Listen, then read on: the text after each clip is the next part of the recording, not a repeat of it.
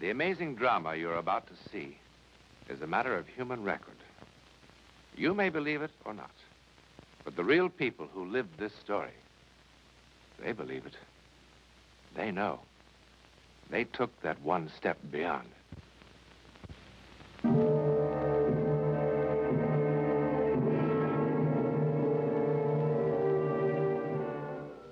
The curtains on the window are always drawn.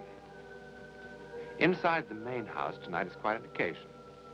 In the year the Parrish family has lived in Boston, this is the first time anyone outside the immediate family has been invited to the house. What if Danny believed the story about the servants leaving just this morning? Well, goodness, Anna, why shouldn't he? It would hardly enter his head that we've never had servants here. We're all so good at telling lies, aren't we? Well, at least they are lies that hurt no one. Well, you'll be free of me very soon. You'll be married and in New York with Danny. Mama, to have somewhere that's really, really home. After all these years of moving one place to another and always being frightened. Mama, did I tell you what Danny said to me? He said he wanted 6 children. Of course, I just sat there and stammered and blushed. What's that? It's nothing. It's a recipe. You know, Danny even has names for them. Michael and Eric and David for the Margaret, boys. And the... We'll have the Beaujolais with dinner. Yes, Papa. Oh, darling, you better run along upstairs and get ready. Yes. Danny seems to be the kind who never late. Not a second. Life must run like clockwork. That's why I love him. And I love you too, Mama. And I love you too, Papa. Oh, tonight I love the world. Ah! Mama. There seems to be someone in the garden. George, go and see what's happened. You know what has happened. Mama, please, please don't. No one can see into that room. Wash your hands. That'll help. Wash my hands. Will that wash away Jason? I hate him, I hate him, I hate him! Anna!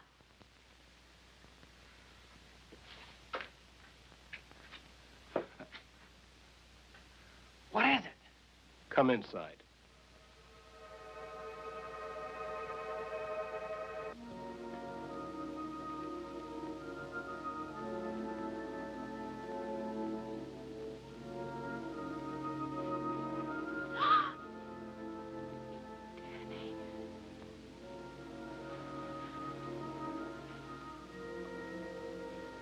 Tell me, what is it? Danny, there's nothing for you to be afraid of. I'd heard stories about it, but I didn't believe them. And then, just now, I saw for myself, sitting in a red velvet chair. That's what was so horrible. In a red velvet chair with a high back, reading a book for all the world like a human being. Oh, no. What I saw didn't belong inside a house. What I saw belonged in the sea. Danny, you're very young. I hope you will have the compassion to understand. Mama, no! He has to know. He is my son. He's Anna's brother. Anna's brother? Danny, It happened before he was born. He was born that way? Danny. It is a disease that is not contagious, nor hereditary. Danny, what Mama says is true. Anna, I can't. Before God, what Mama says is true. Anna, stop all the it. doctors swore it. It's not sorry, hereditary. I'm Danny, sorry. please don't leave me. Please don't leave me, Danny. Danny.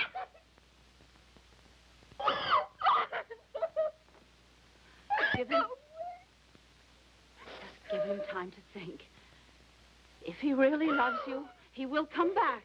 No, he won't. You saw the way he looked at me. He was looking at our babies, and the babies I'll never have because of Jason. I hate him, and I wish he were dead.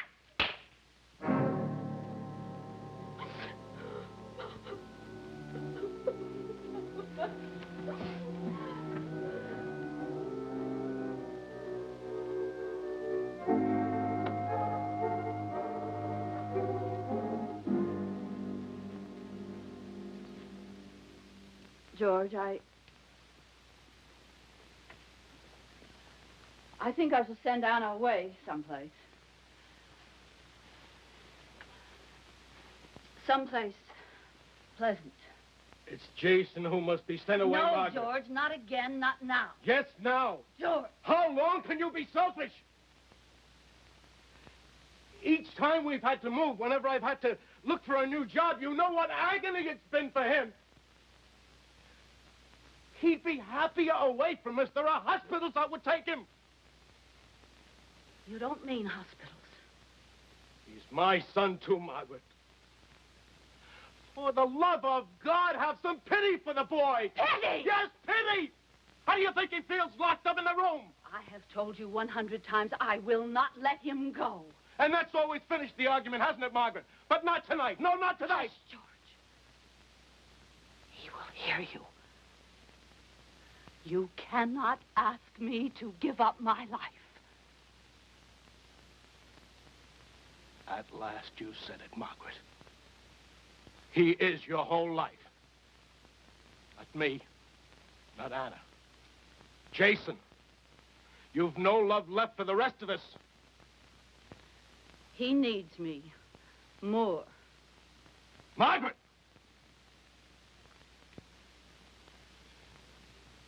I mean what I say.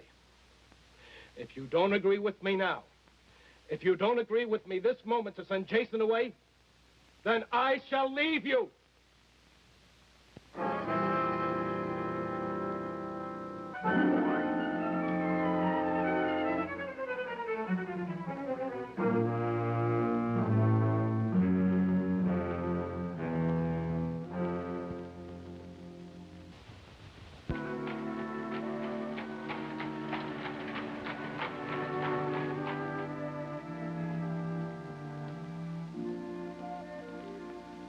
Parrish, I'm Edward Brown.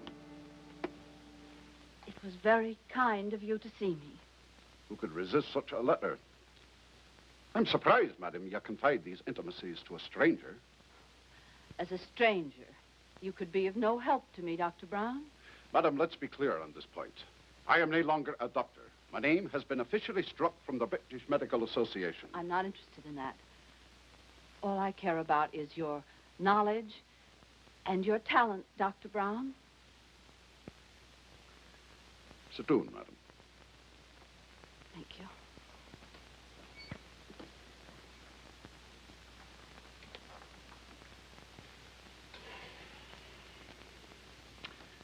I remember hearing of a few such cases as your son's.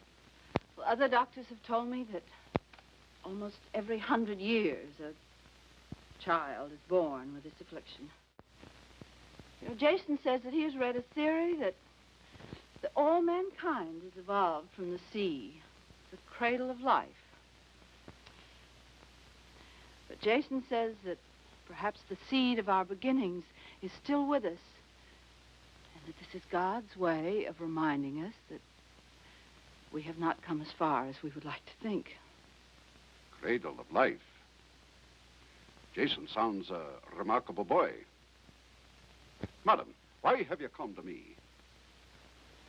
I read of your lecture. Lecture? Lecture indeed. The papers termed it a riot. The police had to be called. Here, this is what interested me. The jeering began when Brown made claims that his so-called mind force could be efficacious in the treatment I of read certain the account, illnesses. madam. I read it. Particularly ailments of unknown origin. That's why I came, Dr. Brown.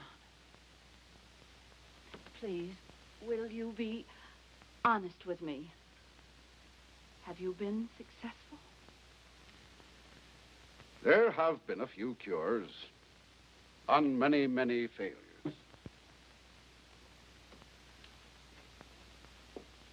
What is this mind force? Madam, if I could explain it satisfactorily, I would hardly be in my present position. All I can tell you is that I seem to have developed a kind of power. What it is, I cannot tell you. I'm not the first. There have been others. I think perhaps Dr. Mesmer was the first. This power sounds supernatural. And that would frighten you? I want my son to be well. The means do not concern me. Will you dine with us tonight and see Jason?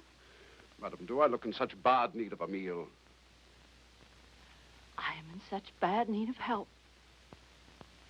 I'm sorry. I thought perhaps another chance of success was vital to you. Madam, I don't believe either one of us could stand another failure.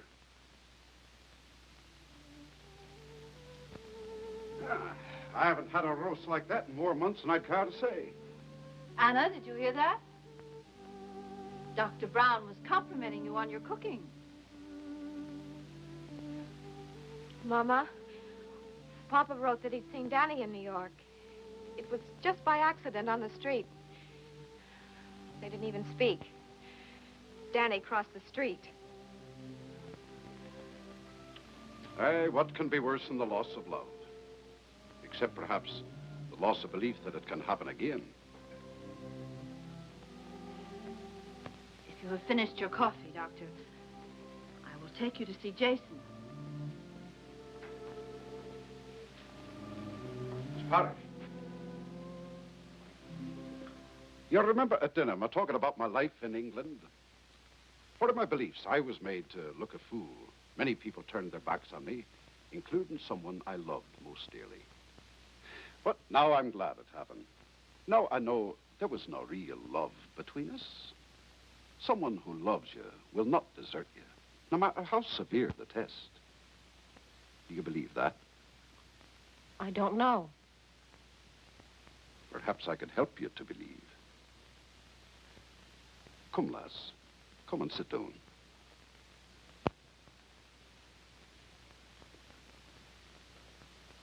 Perhaps I could help you to believe.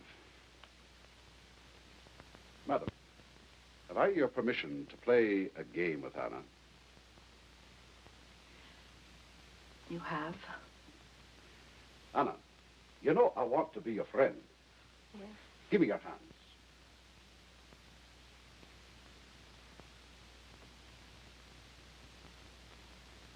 Anna, fix your gaze on a point of light in your ring. Stare at it. Never take your eyes from it. I want you to imagine that I tied a balloon to your wrist. Imagine that your hand has no weight in it. The balloon is pulling it into the air. Your hand has no weight in it. It can float in the air like a feather. The balloon is tugging up, up, up. That's it. Now, as your hand rises higher, it will come toward your face. Keep staring at that one point of light. Keep staring at it as your hand comes toward your face. You're becoming more and more sleepy. Your poor eyes ache for sleep. But you cannot close them until your hand touches your face. Only then will you sleep. Sleep.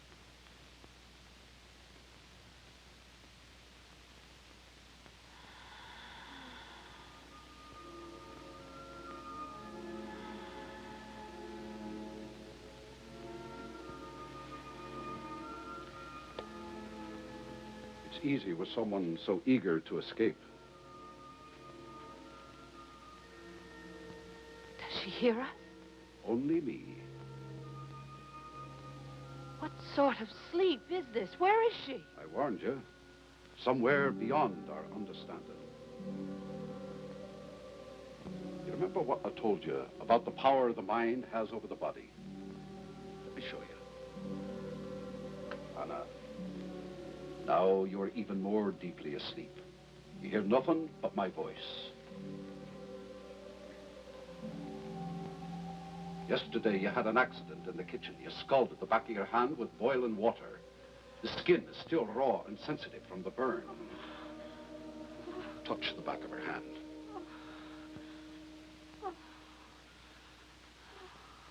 Go on, touch it.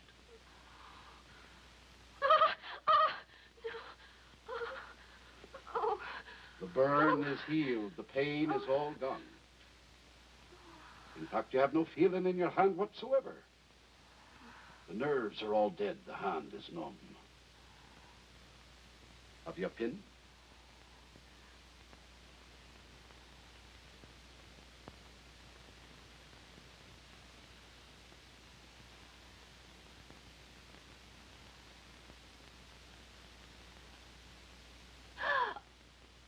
It will not bleed.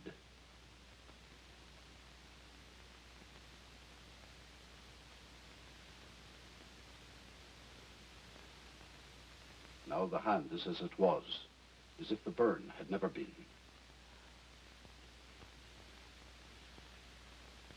Anna, listen carefully to me. When you wake up, you'll be as happy as you were before Danny went away. You will not forget him. You will only forget the pain of his going away. You will feel the hurt no more.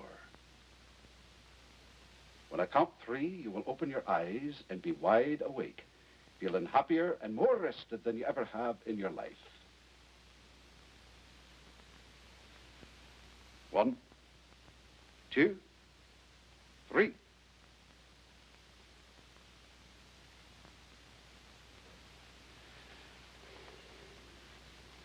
What happened?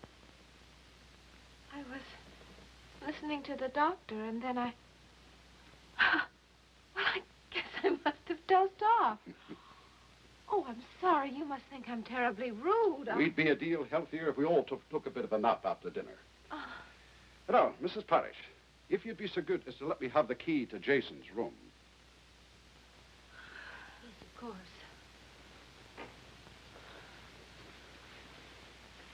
Doctor, I think if anyone can help Jason, it's you.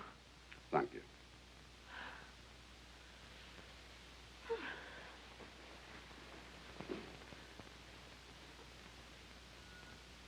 Shouldn't I come with you? You said he was expecting me.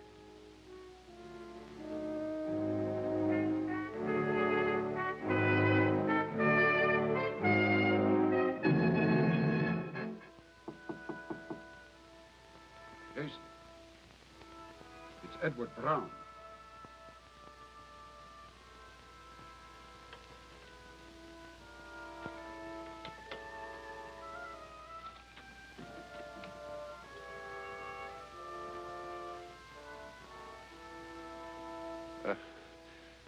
My name is Edward Brown.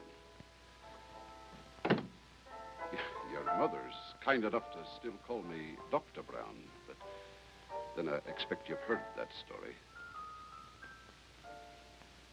Jason, I feel very much an outcast, too. Will you remember that? I need your cooperation if I'm to be of help. Remember this, too. We'll be dealing with the unknown. How long it will take and to what end, I know no more than you. It may be frightening, even dangerous. And what is worse, futile. Jason, I failed many times. The decision must be yours.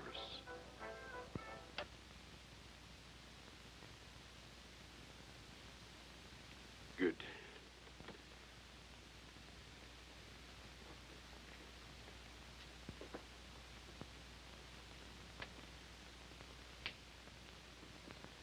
Let's waste no more time.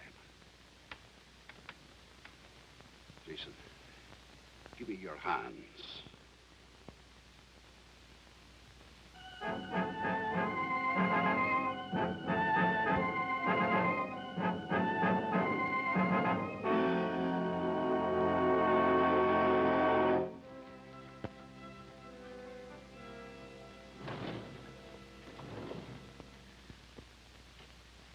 Not even on Christmas Eve. I think I must have been insane to let that doctor talk me into this. Absolutely insane. Dr. Brown, I wonder if he ever was a doctor. Mama. Not even on Christmas am I allowed to see my own son?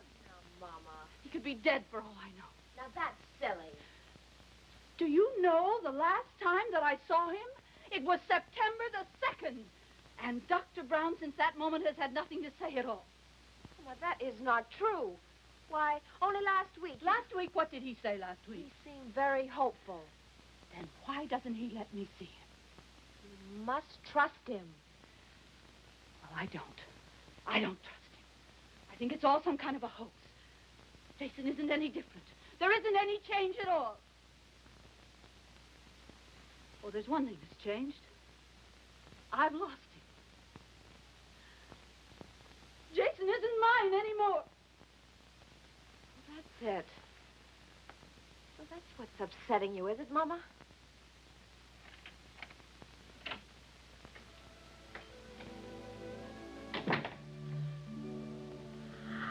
Papa! Oh, Papa! Oh, thank God you're home. Oh, we need you so much. Hello, baby. Hello, Margaret. George, I'm glad you're home. Papa, you're in time for Christmas. Oh, let me take your hat and coat. George, I am glad you're home, and not just because it's Christmas. I've been so foolish. Margaret, did you actually think our son could be cured by this charlatan's black magic? Papa, Dr. Brown isn't a charlatan. Why, you only have to meet him to see that. Meet him? I want him out of this house right now. Papa. Where is he? He's with Jason. Get him. But, Papa, Get him.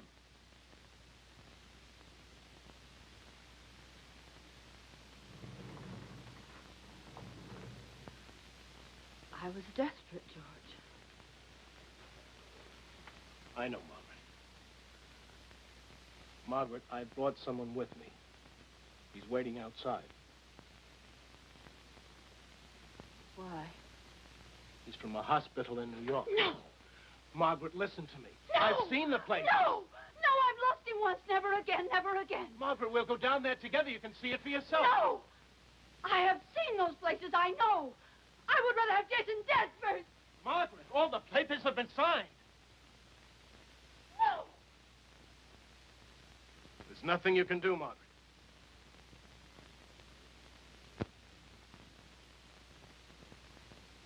There is.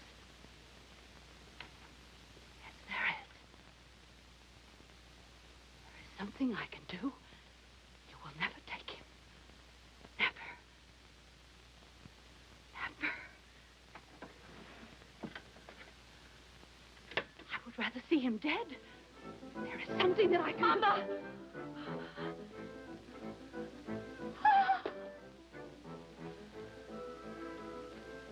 It was Jason's wish to wait till Christmas.